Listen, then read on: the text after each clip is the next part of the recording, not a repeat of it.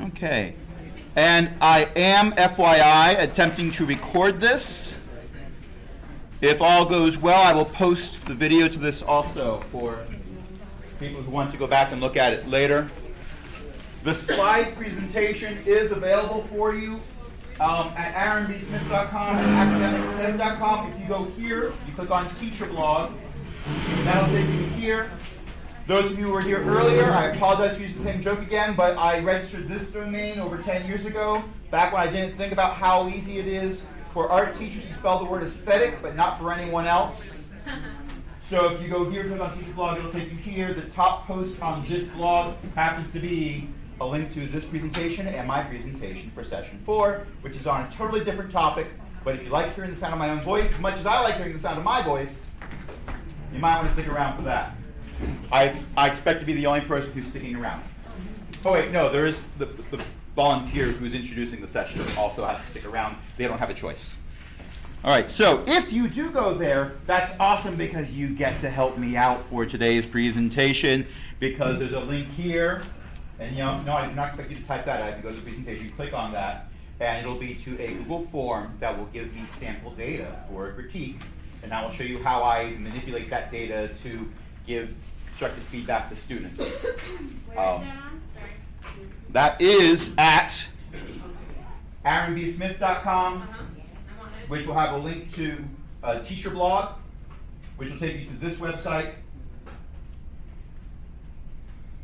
And the top post on that website, academicaesthetic.com, has 2 presentation links, one for this presentation and one for my session 4 presentation. Also, if you go to twitter.com/theartguy, it's my most recent post on there.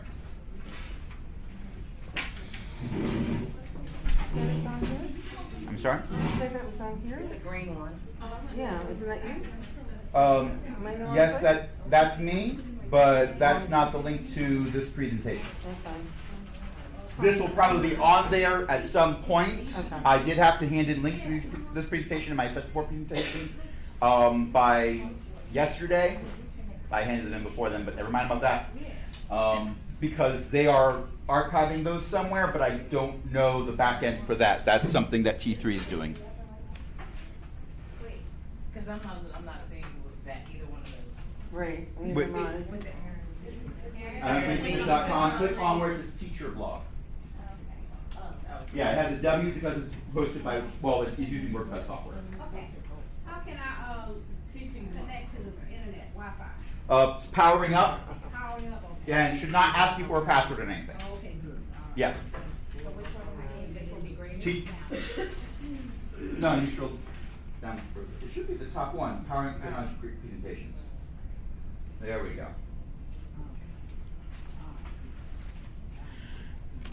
I keep forgetting it looks entirely different on mobile. Okay, so moving on because we are now 10 minutes in. So that's an outline that I'm totally going to skip over because that just abbreviates everything that we're covering. So all this started for me personally is I'm a media arts teacher, which means I teach anything art related that gets turned into a digital format is in my wheelhouse. We primarily celebrate what we do every year with a film festival where the students script, storyboard, act out, record, edit, and present student-made films. And there is a county-wide annual film festival here, which is a super awesome thing that outsiders get to vote on too. Anyone in the world gets to click on links and view the videos, so they have a global audience, and it's really cool. And one of the requirements is teachers cannot hand in the videos. They're not teacher videos. I'm not supposed to have a say in what the script is, what the story is. I'm the one selecting from what my students hand in to upload to the film festival website to be judged, but all of the work that's done needs to be done by the students. And if you're like me, if you're 99% sure of something, that 1% will drive you nuts.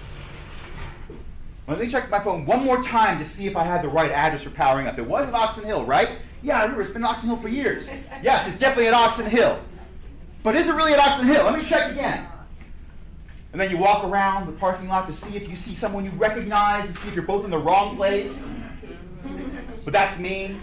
So I took this to the extreme, and I said, wait a minute, that means I can't even be involved in the critiques for these videos. If I'm giving them the grades, if I'm giving them, okay, so you did this great video, but you held your camera vertically instead of horizontally.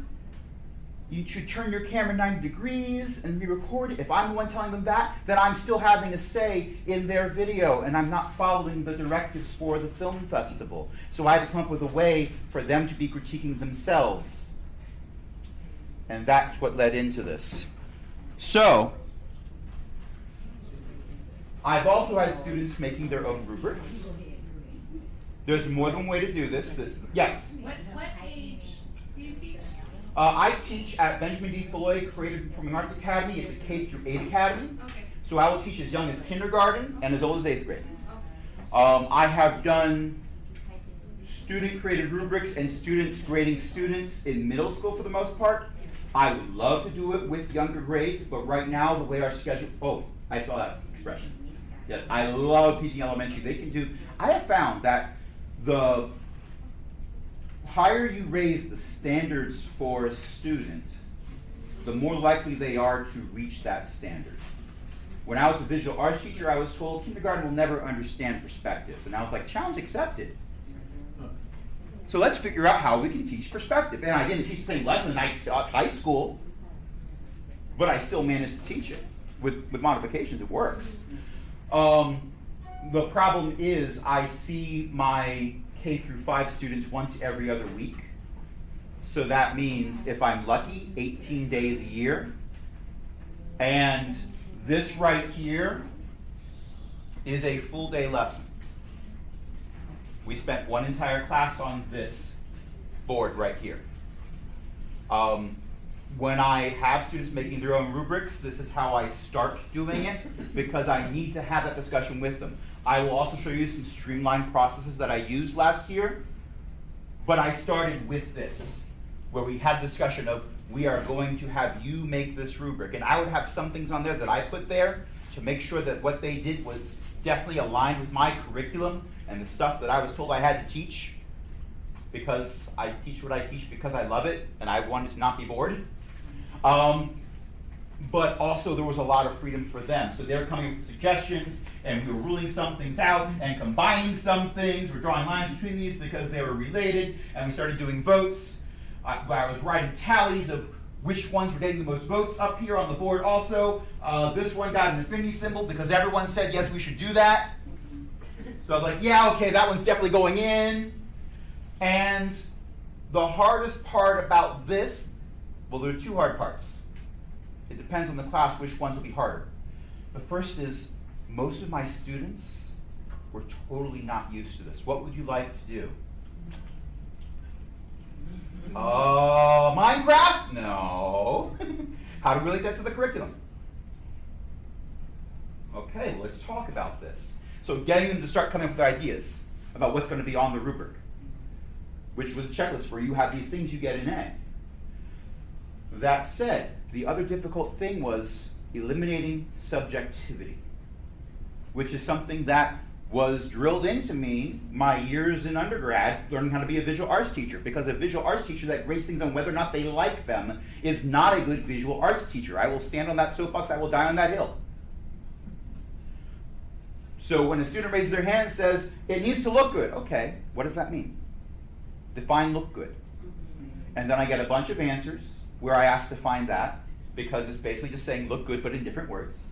And then we start to drill down and drill down and drill down and start to get ideas of, you got to be able to read the text in the presentation. There you go.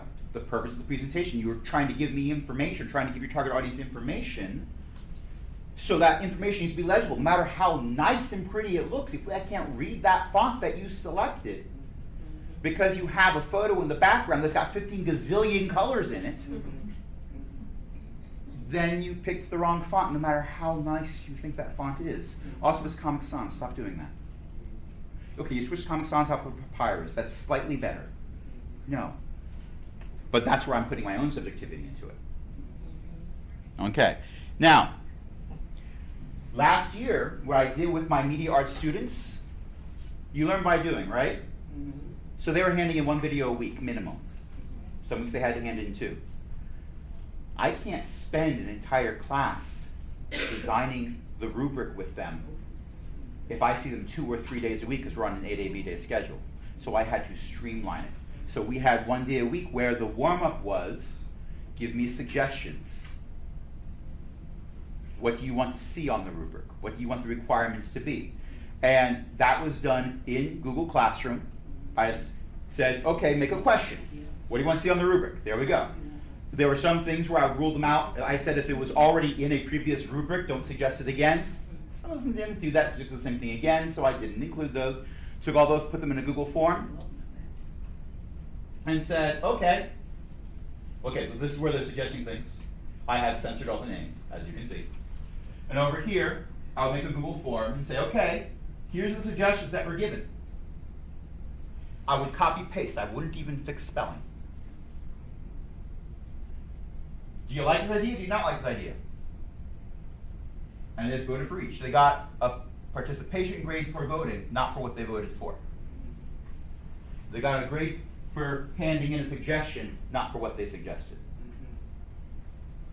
And then afterwards, I would have this wonderful bar graph, which, by the way, in Google Forms, you can press a button, and anyone who submits answers can see the same graph. So as they were putting in their answers, they immediately were looking at that graph and reloading the page as other people were doing it to see if the ones it was like election day, but for students. Like, yes, I'm winning, and oh no, I'm not. And there were some students that kept suggesting the same thing over and over again. There was one student who loved the Marvel movies so much that he wanted us to do a superhero-themed video. So he suggested superhero-themed video every single week, and it was finally selected, and he was so happy. He got in front of the green screen, he did this awesome project, but never mind about that. And I included the no way thing because I wanted to see how many of them were very, very much opposed to a certain category as well.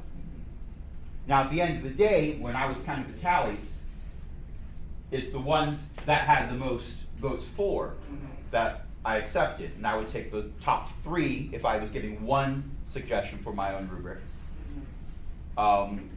Most I would ever do was 2 things on the rubric that I wrote myself. Everything else was done by them. You'll notice that caps the number of things on the rubric at 4.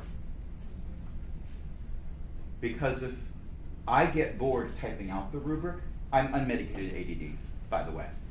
I tried medication, it didn't work. I can tell you a long story that you'll laugh at, but never mind about that. Thank you for getting me the laughter anyway. It's awesome. Ask me the story later and I'll tell you. It's about my mother being a kindergarten teacher and hiding that I have ADD. Some of you already know where that story goes. That said, if I get bored writing the rubric out, my students aren't going to read all to the end. And the rubric is there for them. It's their checklist of what they need to do for the project. So if it's too complicated for them to understand it, they're not going to focus on what's required. They're going to miss important things. As much as I love Framework for Teaching, and I really do like it because it says that the more you do this, the more you are being an exemplary teacher. That's a lot of things on there. How many of you can quote it? Yeah, that's a lot. And let's be honest, we make the big bucks as teachers, so we need, I just made myself sad. Moving on. So, Aaron, just a quick question. Yes. I'm here on this side, so it's really hard to see, but in the far left corner where the students wrote their suggestions, that's Yes. a shared Google form? Is that what you said? Now questions in Google Classroom, some I was going to get to later, but might as well mention it now. How many of you use Google Classroom? How many of you lock that classroom down so students can't post comments? Well, not public comments. You can't turn off private comments, but you turn off public comments. Yeah, I do that too. I wish I didn't have to do that, but I have to do that because I have parents that use their students' account information to log into Google Classroom to send me messages. And as soon as they do that, then they can see any public comments, including comments made by students that aren't theirs. And if they're calling to tell me that they're upset that their student video was online, but they're logging into Google Classroom to see other students' stuff, then what are they really mad about? Okay? So I lock that down. However, one of the things you can do is when you're creating a question in Google Classroom, if you check the button that says that students can reply to other people's responses for questions in Google Classroom, they can't actually reply because you turned that feature off. But they can still see other people's responses. So for this session, I'm going to be talking about when I do both things.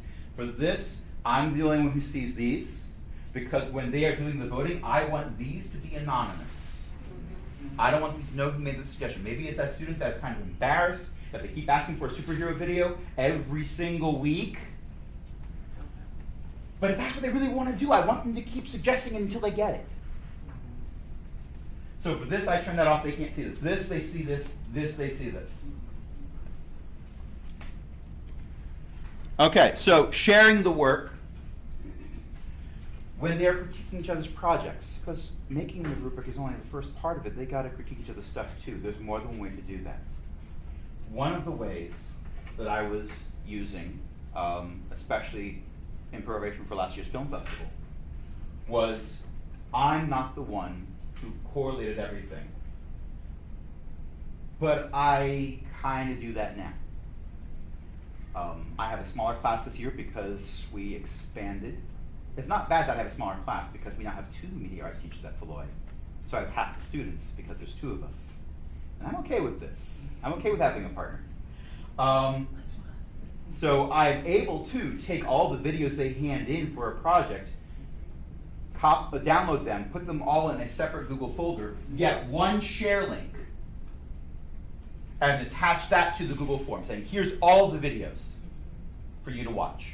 I will go in and change the names of the videos, where I'll put the student name in there, so that when they're looking at that video, they're like, oh wait, that's who made that video. Because some of the students would be the actors in their own video. Some of them would not be. And some of the projects, like I had one project I've done where, this is before I had them picking their own project rubrics. They had to have a video that was minimum 1 minute long, that conveyed strong emotion and had no characters. Oh, but what if I have this book that's acting really sad and walking around? Okay, you just personified it. It's a character. Oh. That made them think. I love projects that make you think. So that's one way that I've done it. Another way, see, I got ahead of myself when I was talking about this little switch right here. Students can reply to each other. I would have them, because they're uploading the stuff to Google Classroom, right? Which I love. The Google Drive gives them unlimited storage. I have every video that's been handed in for as long as I've been teaching media arts, all in my Google Drive. And it's not full yet because it's infinite space. I love that so much. But when you're uploading it to hand it into Google Classroom, it also puts it in your Google Drive. So they had it uploaded to their Google Drive. So they could go in and get a share link. I would have to teach them how to find a share link. And I would give them a question on the critique data that said, give us a share link to your video. And they would just take that link, paste it directly in here, hit the button to submit it, and then everyone who handed something in, notice the choice of words, everyone who handed something in was able to go through and see all the other links and click on them, view the video, and they were able to critique them. I was removed from the equation. I didn't have to do anything for that. The most I had to do was, if someone got the link where they're viewing their video, so they copy the address at the top and just paste that in, is that a share link? No, it's not. So people would click on it and would say, you need permission to view this. So I would be the one that would go over and tell the student, hey, you need to fix your link. That's why I would check this one here. Students can edit their answer. Because then it was on them to go in and fix that link so other people could view their video and they could critique it. They're the ones doing the work. Have you ever heard the phrase, the person doing the work is doing the learning? I didn't need to learn this. I love that they were. And And this is kind of what they would see, where when they handed in their own thing, they would see, okay, well, here's this link, it's from this student, so the name's already there. They don't have to wonder who did the video, they got that. If they didn't hand in a video, they're still allowed to do the critique. This person wrote nope. They didn't have a project done in time. So they didn't have anything to share. They had to fess up. No, I didn't do that. That act of having to admit you did not do the work to the rest of the class gave me fewer students not handing in the work next time. Because this wasn't public to the world, but it was public to the class. And that was the target audience for all these videos, because who was giving them the grade? Students. We'll get to that. Student assessment. Oh my gosh, it's almost like I practiced it. It has a segue and everything. And I'm not diminishing that at all by bringing up the fact that I had a segue. And not that thing with two wheels and a handlebar that you ride around. Those are cool, I'd probably break my neck.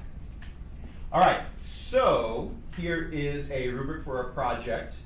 This was one of the ways it could be done. I would just copy paste the line items off of the rubric, put them on here. Now this is what the teacher sees when they're making a Google form. So these all look abbreviated, but the student would see the full rubric item on their end. And this was a matrix. You could have them be individual questions. I do that too. If you filled out the sample form, those are individual questions, but this was just one question with a matrix. And if the student didn't hand in a video, they would check no video. If the student did hand in a video, they were grading each rubric item. Now in this case, the rubric was for a 40-point assignment, so 1 point, 5 points, or 10 points for each item. Notice how there's no zero. They were giving at least something.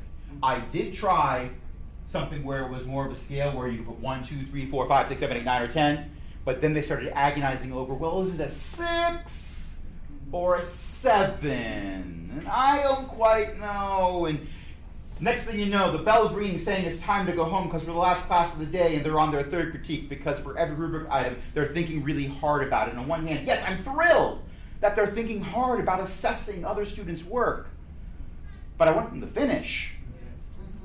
So I limited it. They had 3 choices, a 1, a 5, or a 10. Did they get half credit? Did they get hardly anything done? Was it perfect? Or as perfect as you could expect it to be? And they had to give a comment at the end explaining why they did this. I have revised this over time. If you did the sample one, you saw some of the revisions that I've done. I'll get to that in a little bit. Nowadays, what I often do is I'll ask for positive criticism and constructive criticism. Notice no negative criticism. We're not here to say the work is bad. And some students would say, but there's nothing bad about it. I like the video. I don't have any constructive criticism. Okay, what do you like best about it? And they tell me, okay.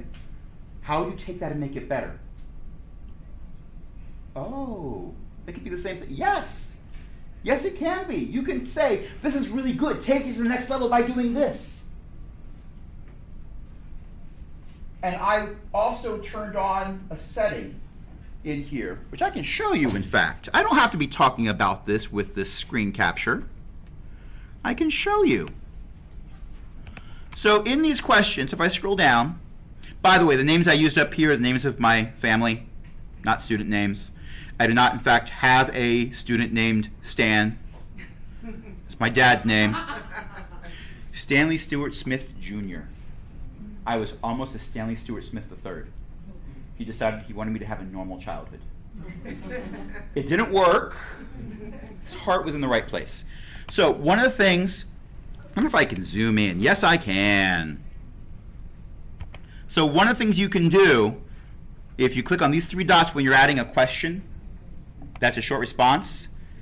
Response validation. I love this tool. It's not perfect, but I said, okay, I want a minimum character count of 100 characters. That does include spaces. I'm not asking for a dictionary. I'm not asking for an essay. Just 100 characters. Less than the limit on Twitter.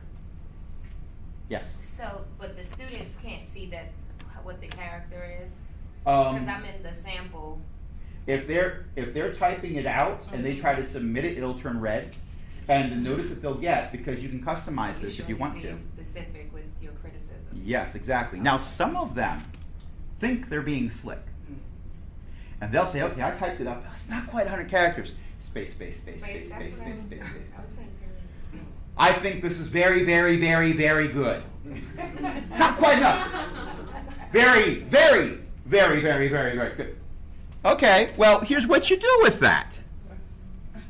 Here's what you do with that. In the responses, you use this little thing here, conditional format rules. Who knows how to use this in Google Sheets? Oh. When we get to this part, I'm going to show you this. It's fun. It color codes things for you. So I say, okay, well, if they use 3 spaces in a row, change the entry to red.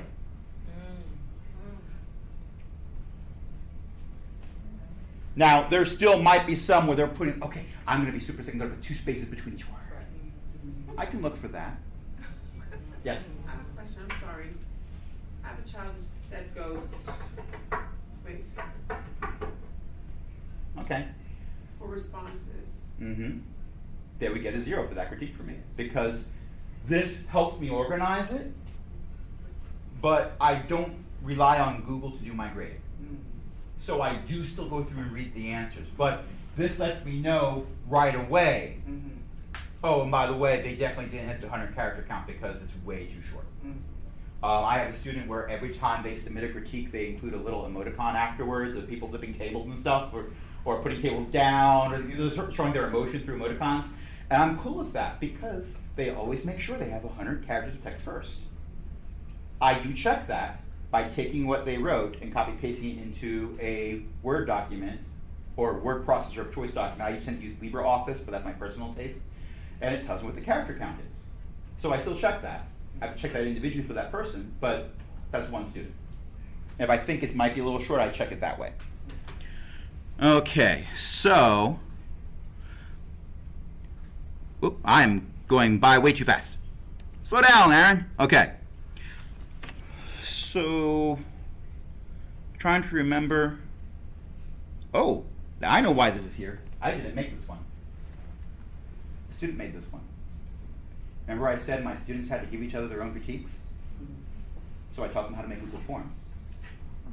And when they shared their video with their peers, they also shared a link to their Google Form. The answers weren't going to me. The critiques weren't going to me. They were going to the person who made the video. Now the downside is it wasn't anonymous. So this person giving the critique knew that the person they're giving the critique to was going to see it. It was them writing it. But I gave some things that I wanted them to specifically ask for. They needed to ask for a specific positive and specific constructive criticism.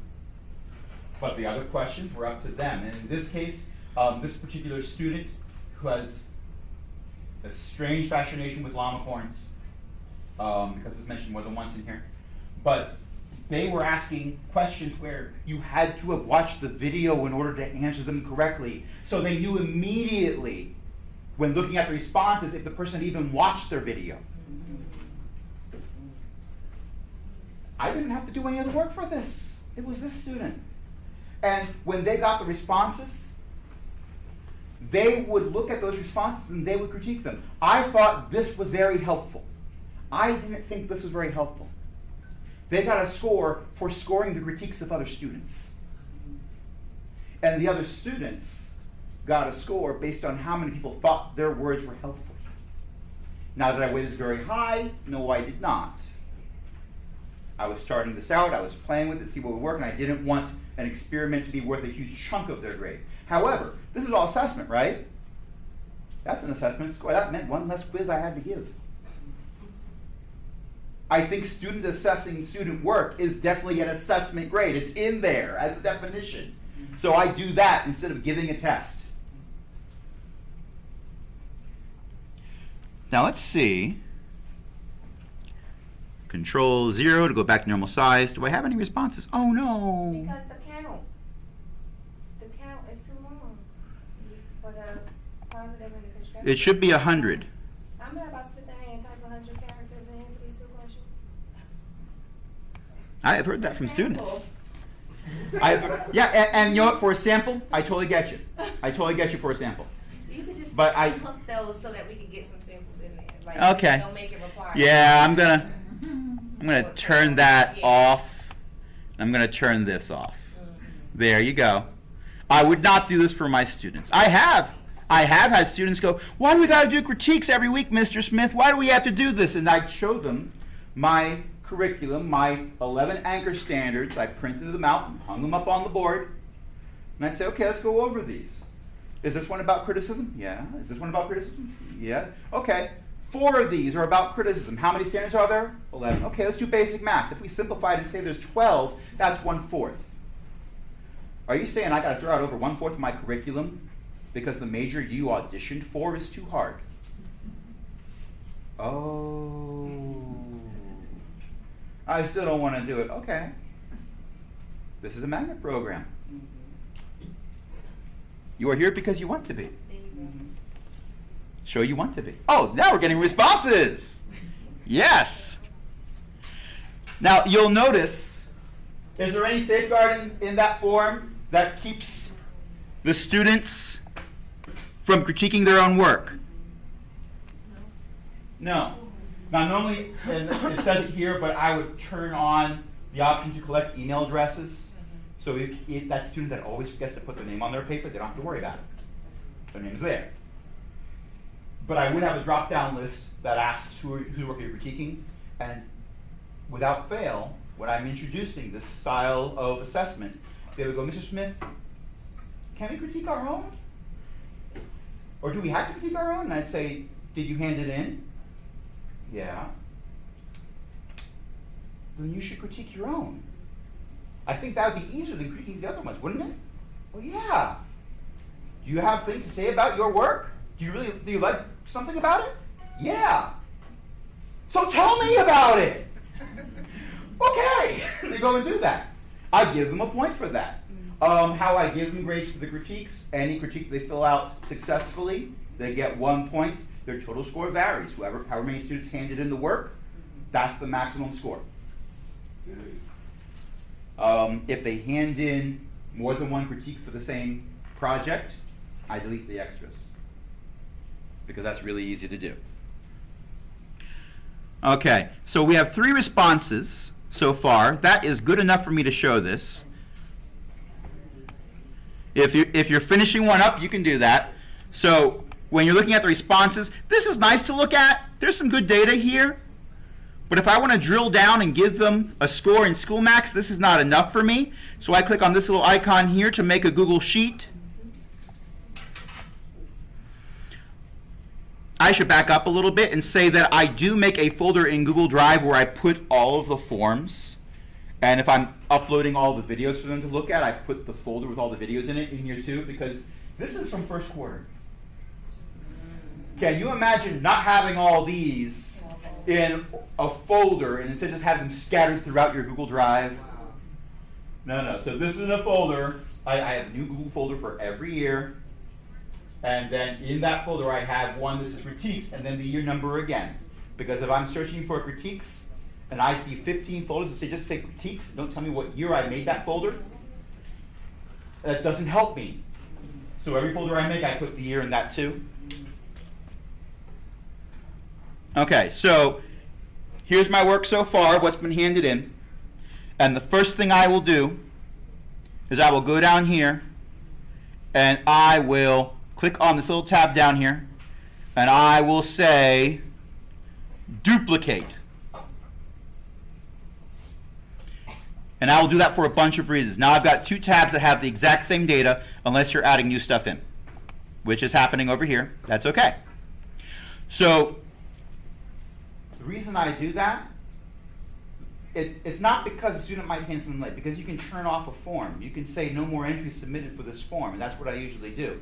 I do that because as I'm editing this information, if there's someone who submitted 2 critiques for the same person, and I'm deleting that information so it doesn't count towards the grade for somebody, I still want to have that record of they've done this. That's in this first one.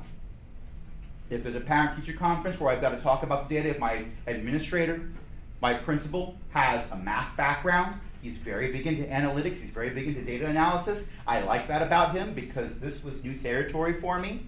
But if he wants to see the data, that's in this first tab. It's all there still. And I have to go through version history to find it. Yes? 5 minutes? Okay. So, with this data, we're going to pretend there's a lot more than this because every student is critiquing for everything, so it increases exponentially. It's really, really simple. I do make a new column at the end here. Oh, I hit a column. I'm on a 5-minute deadline, so I'm under pressure. Under pressure. Now I'm dating myself. Okay, so select this information, go up to that funny looking E up here. What do you think I'm going to pick? Average. I had it selected, but you're right. Okay.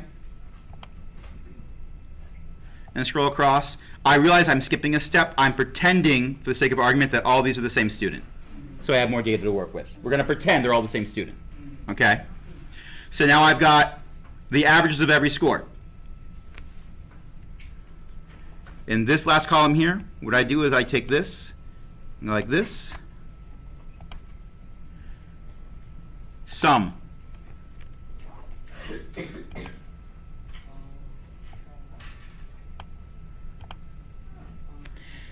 If this was all data for the same student, then their average for this project would be 72.5. But Mr. Smith, what if you have critiques for all students in there? How do you organize that? It's really, really hard. What I'll do is I'll take each student's name and I'll write, okay, so one of these names was Aaron, A-A-R-O-N-Z.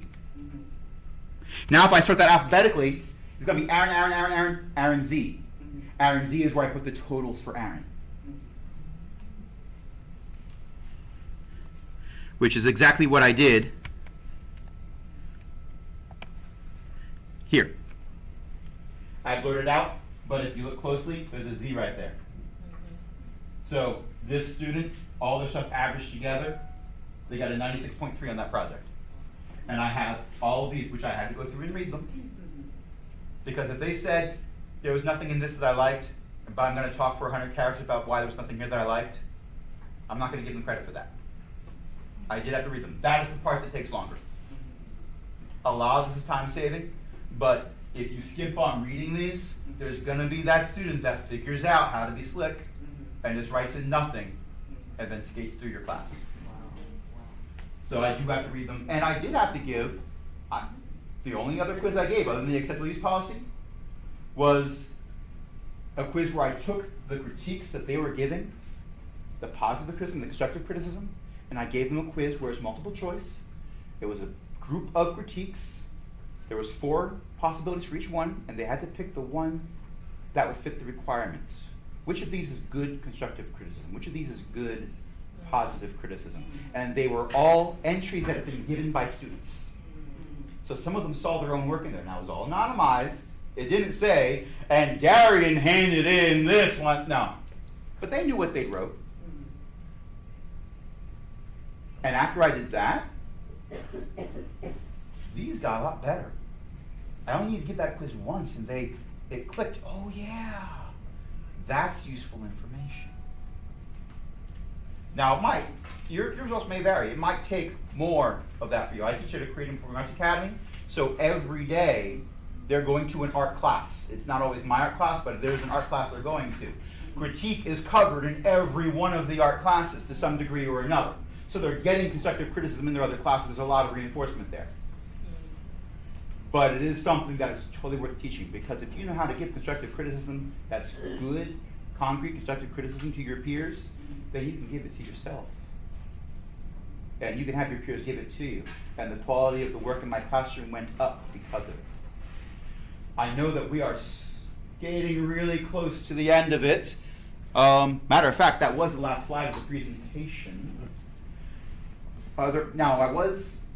There were several people who raised their hands partway through and asked questions. They were good questions. Does anyone else have a good question? Or a bad question? Or an answer? This is session 3, yes. It's weird because the keynote is after session 1. My name's not on it. But how am I supposed to get constructive criticism so I can improve my craft? That's what my session was about. You're not here? What's this? They got your name on Dungeons and Dragons? That's what I'm doing session 4. Yeah, but Huh. They must have just put my name in there once and thought they were done. That's okay. So we don't have to critique you then. Oh, man. can't Well, if you critique you. still want to give me feedback, my email address is aaron.smith@pgcps.org. I'm sad to say that would not be anonymous feedback. But I'm throwing that out there. If there's something you really like, let me know. If there's something you think, well, that's one way of doing it, but I thought of a better way, let me know. I'm not saying I'm doing the best. I showed you several ways. I showed several different ways because I've used those several different ways, because it's not always the same tool in that box of tools that will work. For some of this stuff, the hammer was perfect. For other problems, that wasn't a nail. Students are not nails. And that's a good way to get fired. That's just a bad way to get fired. You get fired either way. Oh, you're in session 1. Huh. They have them in the session one? I'm, Did you do session one? Yes. no. Session 1. So you're in session? Oh, you are in session one. Yeah. Okay, so they just labeled it wrong. That's okay. So So if you go to say I'm in session 1, you can submit a critique for me. I'll still get it. Okay. You were just in session 1 twice. One of them was at the end of the day and the other was at the beginning. That's good too. The session is there, but when you go down, right. Yeah. When they were creating the form setup, it was just pointing to the wrong thing. I've done that. I have made that mistake. The mistake I make most often is when I'm making the Google form for the critiques, I copy the old one and then I make changes. But I've always turned off accept new responses. So I hand out the form and say, here you go, and they say we can't enter anything. So I got to go in and hit that button.